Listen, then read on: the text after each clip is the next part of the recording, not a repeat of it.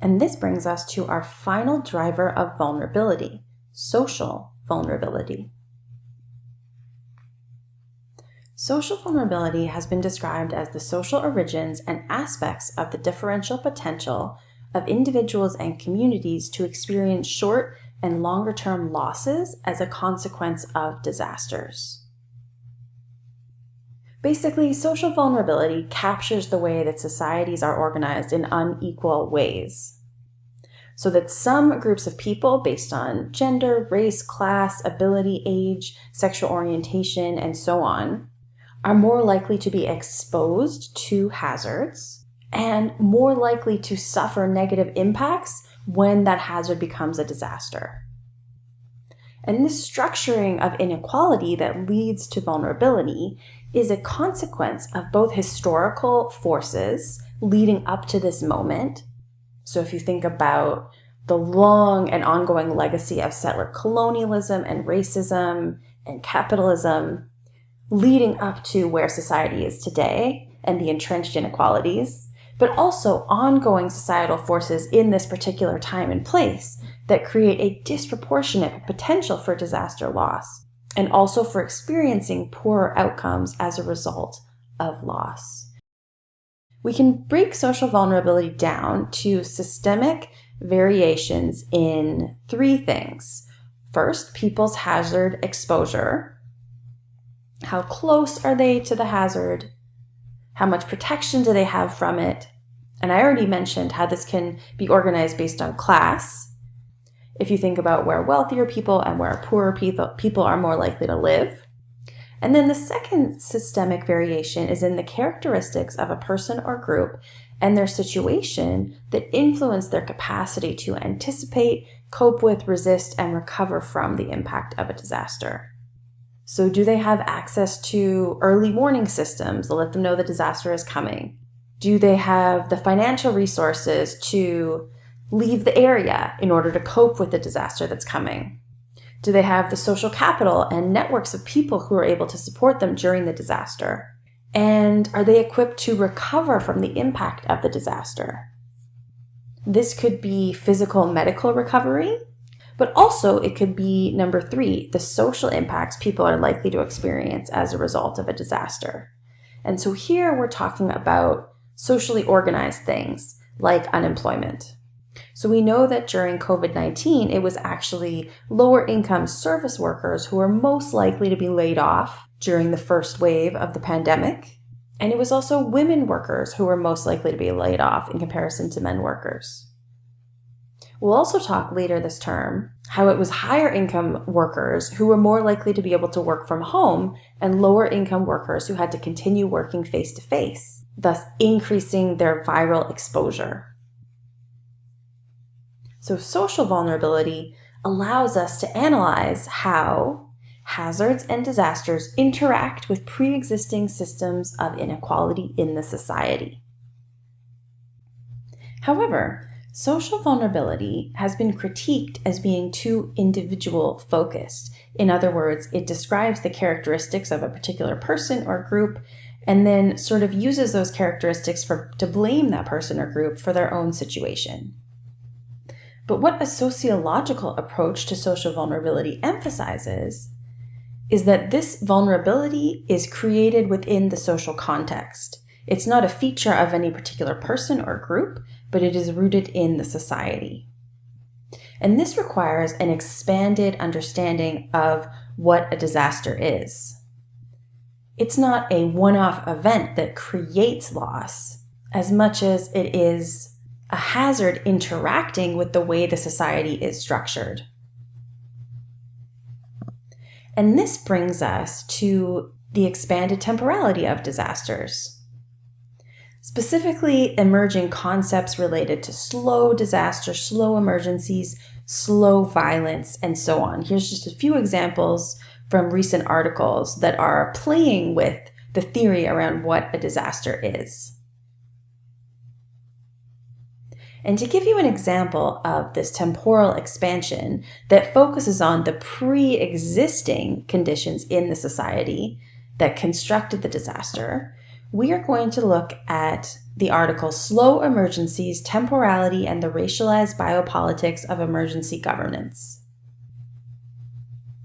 This peer-reviewed article explores the legacies of atomic testing carried out in the 1950s and 1960s at Maralinga. Maralinga is now called Southern Australia, but is the traditional homeland of the Anangu Indigenous people. And these Anangu people lived there during the testing. Elders who survived the test describe it as a black mist hovering over their families' camps. And this was part of a military testing regime by the British imperial powers. So it's violence as part of settler colonialism. And the impacts were both immediate and long-term. Immediately, many Anangu people were killed, including many elders. In the long term, survivors had high cancer rates, and they faced loss of cultural connections, loss of stories and knowledge passed down from elders, forced dispossession and estrangement from their country, exposure to radioactive contamination if they did choose to return, and the depleting effects of a continuing fight for justice in a context where this emergency was never recognized. This is because there was an official policy of secrecy adopted by both the Australian and British governments, as well as military authorities, about the presence of Indigenous peoples in the test sites and the harms that were caused from this testing. And so the theory that these authors are putting forward is that emergencies can happen in slow ways. Anderson and colleagues write, quote, "We met with relatives of some Maralinga survivors to hear about the ongoing impact of the bombs on their everyday lives, including the stress of not knowing whether or how the radiation was going to manifest in their bodies or those of their children, whether they will ever be able to return home, and where their ancestors' bones now lie. In such a context, the normal notion of emergency as a punctual event inducing an immediate response was starkly inadequate," unquote. Some key ideas I'd like to draw out for you that characterize slow emergencies in this article are: 1, that the loss and the harm occurs over time, that it's both short and long term. 2, that for some people, everyday life cannot be separated from an emergency or disaster. This is the case of the Anangu people who are still living in a state of slow emergency. We'll discuss this more this term. And 3, the term emergency is only available to some groups of people. There is a terrain of political struggle about the ability to claim an emergency and have this claim recognized as ethically and politically relevant. And 4, the conditions through which this emergency was able to unfold as it did had been built into the society for decades, if not centuries. In this case specifically, those conditions relate to the operation of European settler colonialism in Australia, legitimizing violent military action and governance, and erasing the very existence of Indigenous peoples. These are the conditions that allowed this violence to take place and to be erased by those in power.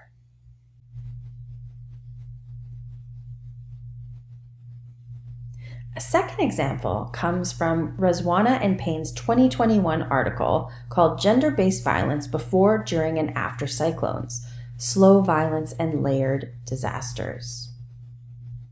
These authors study a coastal district of Bangladesh that was struck by Cyclone Rawanu in May 2016. And what they argue is that cyclones increase gender-based violence and that gender-based violence pre-existing in the society makes women and children more vulnerable to the effects of disasters like cyclones. And this is all taking place within the societal context of climate change, economic losses, and poverty. This article looks at 3 time periods: gender-based violence before the cyclone, during the cyclone, and after the cyclone in the time of response and disaster recovery. Violence doesn't end on the day the cyclone hits. It existed before and continues after and is intertwined with the cyclone itself. And we will revisit this when we discuss gender inequality and gender-based violence this term. But the key takeaway is that disasters interact with pre-existing inequalities in any given society, which challenges the temporality of disasters themselves.